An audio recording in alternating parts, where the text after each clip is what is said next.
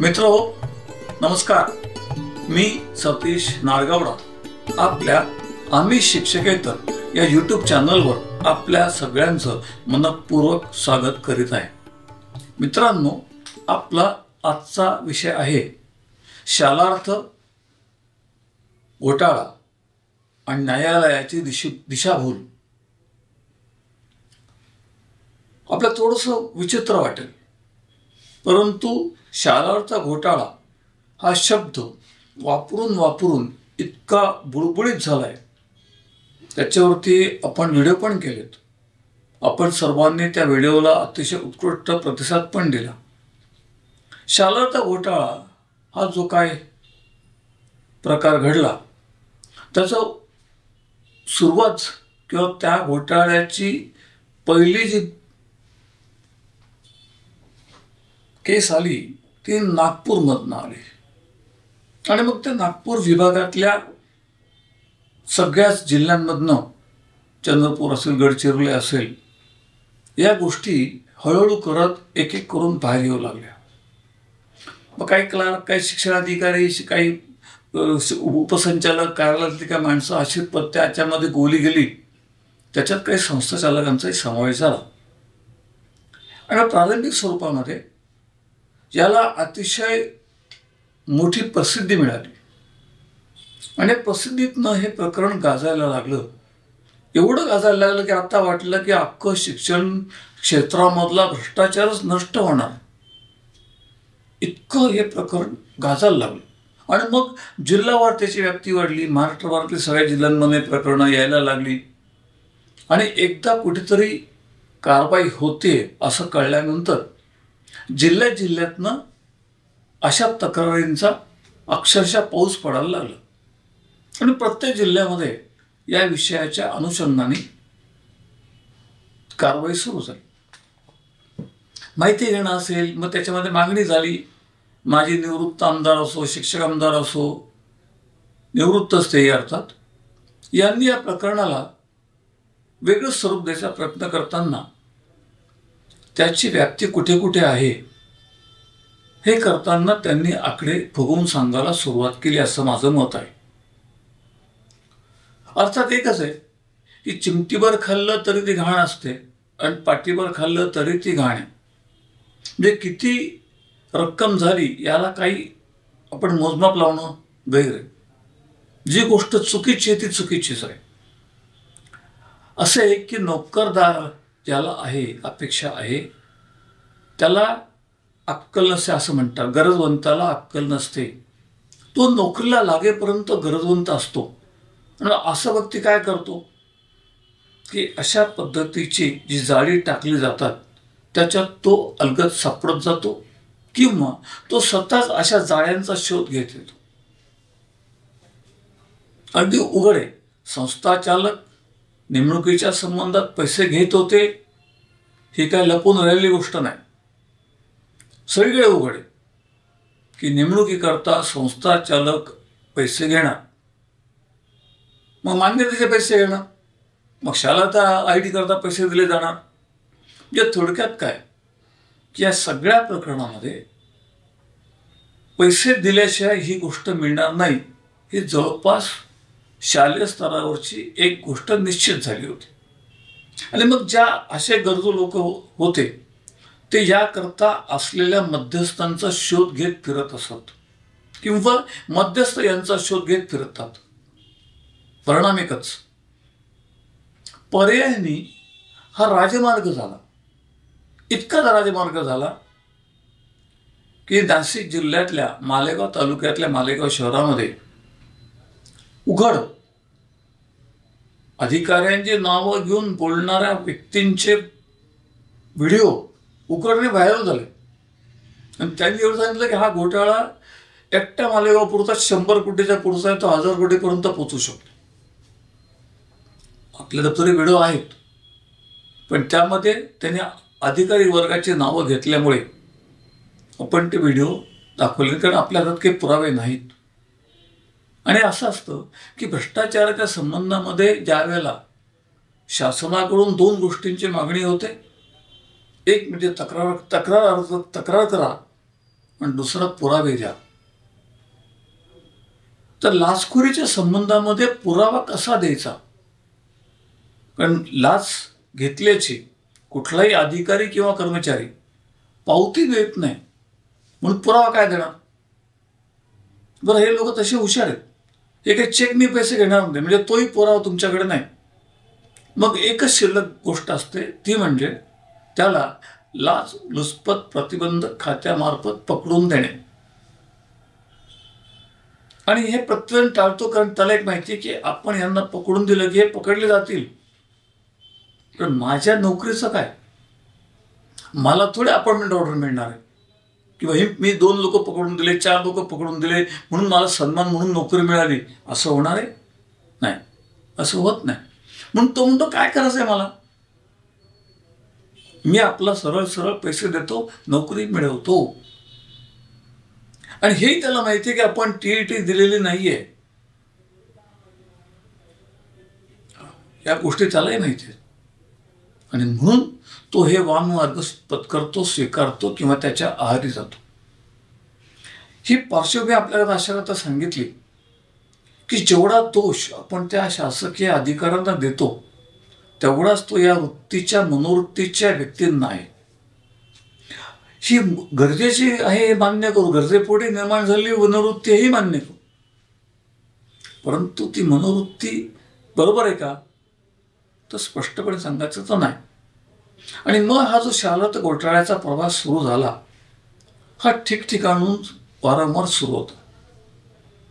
आणि याच्यात कळस जो झाला सगळ्यात मोठा, तो झाला मुंबईच्या शिक्षण उपसंचालकांचा.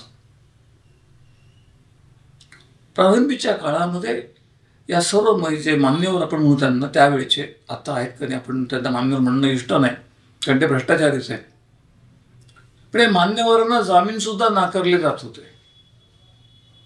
आणि मग जामीन नाकारले गेले याचा अर्थ या गुन्ह्याची व्याप्ती किंवा याचा तपास करण्याकरता पोलीस खात्याला आगीची गरज आहे असं न्यायालयाचं मत झालं, म्हणून जामीन नाकारला जातो.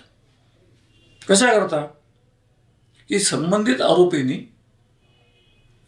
साक्षीदारांना फितवू नये किंवा त्याची साक्ष बदलण्याकरता त्यांच्यावरती दडपण आणू नये, याकरता आरोपीला जामीन दिला जात नाही. ही अगदी उघड बाब. आणि मग हा जो जामीन नाकारला जातो त्या काळामध्ये पोलिसांनी अशा व्यक्तींच्या संबंधामध्ये चौकशी करून पुरावे जमा करण्याचं काम करायचं असतं. हे त्यांचं काम आहे. अर्थात पुरावे देण्याकरता सुद्धा याच लोकांनी पुढे यायचं, आणि त्या ज्यांनी पुरावे द्यायचे त्यांना माहिती आपण चूक केली. कारण लाच घेणं याबरोबरच लाच देणं हाही गुन्हा आहे. म्हणजे जेव्हा समोरच्याकडे तुम्ही 1 बोट कराल तर 3 बोटं तुमच्याकडे येणारच आहेत. याची जाणीव असलेली व्यक्ती अशा प्रसंगी तक्रार करायला पुढे येत नाही. आणि इथे पोलीस खात्याचं काम थोडं अवघड होऊन बसतं. आणि हे अवघड होणारं काम हेरून मग हे जो अधिकारी वर्ग आहे शासकीय सेवेतला, यांच्याकरता एक मोठं काय म्हणू आपण तुम्हाला, आयुध शस्त्र हातामध्ये त्यांना लागलंय. ते म्हणजे महाराष्ट्र ॲडमिनिस्ट्रेटिव्ह ट्रायब्युनल उर्फ मॅट, की सरळ मॅटकडे जातात. मग काही तांत्रिकता जी असते त्यातल्या त्रुटी ते मांडल्या जातात. आणि अशा मांडलेल्या त्रुटींच्या आधारे अशा व्यक्ती या आरोपातनं बाहेर येतात. अशाच प्रकारे जामीन मंजूर होतो. एकच 2 उदाहरण आपल्याला देतो. नाशिक जिल्ह्यामध्ये एक शिक्षणाधिकारी, 2 उपशिक्षणाधिकारी आणि एक कार्यालय अधीक्षक असे 4 लोक या विषयामध्ये आरोपी ठरले होते. त्यांना अटकही झाली होती, जामीन मिळत नव्हता. आणि या काळात शासकीय नियमानुसार 48 तासांपेक्षा जास्त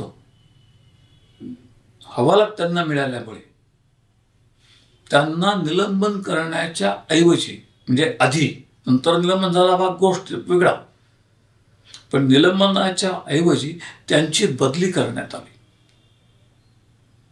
लांब केली, कोणाची गडचिरोली, कोणाची म्हणजे नाशिकच्या व्यक्तींच्या बदल्या विदर्भ मराठवाड्याच्या टोकाला केल्या होत्या.